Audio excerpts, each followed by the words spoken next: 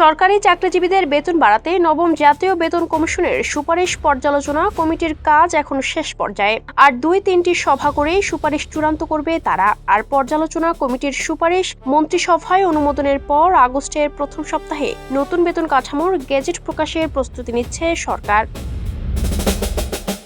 সবশেষ 2015 সালের অষ্টম বেতন কাঠামোর মতো নতুন বেতন কাঠামোর মূল বেতন ও ভাতা 2 বছরে নাকি একই সঙ্গে বাস্তবায়ন করা হবে, সেই সিদ্ধান্ত মন্ত্রিসভার উপর ছেড়ে দিচ্ছে পর্যালোচনা কমিটি। বেতন কমিশনের সুপারিশ পর্যালোচনা কমিটির সভাপতি ও মন্ত্রিপরিষদ সচিব নসিমুল গনির সভাপতিত্বে গতকাল বুধবার সচিবালয়ে এই কমিটির ষষ্ঠ সভা হয়েছে। সভায় বেতন কমিশনের সুপারিশের বিভিন্ন দিক পর্যালোচনা করা হয়েছে। এছাড়া আগের বেতন কাঠামোর ঘাটতির বিষয়ে বিস্তারিত আলোচনা হয়েছে। সভায় অংশ নেওয়া পর্যালোচনা কমিটির একজন সদস্য নাম প্রকাশ না করার শর্তে গণমাধ্যমকে বলেন, বেতন কমিশনের সুপারিশ পর্যালোচনা করে সিদ্ধান্ত চূড়ান্ত করতে আরও 2 থেকে 3টি সভায় বসতে হবে। এখন প্রতিটি সভায় খুঁটিনাটি দিকগুলো পর্যালোচনা করছি। নতুন বেতন কাঠামো নিয়ে সরকারি কর্মকর্তা কর্মচারীদের মধ্যে যেন কোনো ক্ষোভ না থাকে তা নিশ্চিত করার বিষয়গুলো খতিয়ে দেখা হচ্ছে। অষ্টম বেতন কাঠামোতে বেশ কিছু ভুল ছিল জানিয়ে ওই সদস্য বলেন, নতুন বেতন কাঠামোতে যাতে কোনো ধরনের ভুল না থাকে সে বিষয়ে সাবধানতার সঙ্গে কাজ করা হচ্ছে।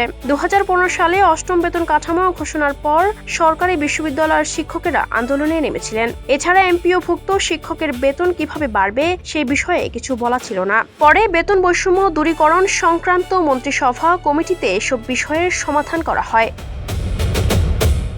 পর্যালোচনা কমিটির সূত্র জানায়, কমিটির সদস্যরা 2026 সালের 1 জুলাই থেকে মূল বেতন এবং 2027 সালের 1 জুলাই থেকে ভাতা কার্যকরের বিষয়ে একমত হয়েছেন। তবে বিষয়টি নিজেরা চূড়ান্ত না করে মন্ত্রিসভা থেকে এ ব্যাপারে সিদ্ধান্ত চাইবে পর্যালোচনা কমিটি। নতুন বেতন কাঠামোয় সরকারি চাকরিজীবীদের মূল বেতন সর্বোচ্চ 100% পর্যন্ত বাড়ানোর বিষয়ে কমিটিতে আলোচনা হয়েছে। সব গ্রেডে সমান হারে বেতন না বাড়িয়ে নিচের গ্রেডের কর্মচারীদের বেতন তুলনামূলকভাবে বেশি বাড়ানোর পক্ষে মত দিয়েছেন কমিটির বেশিরভাগ সদস্য।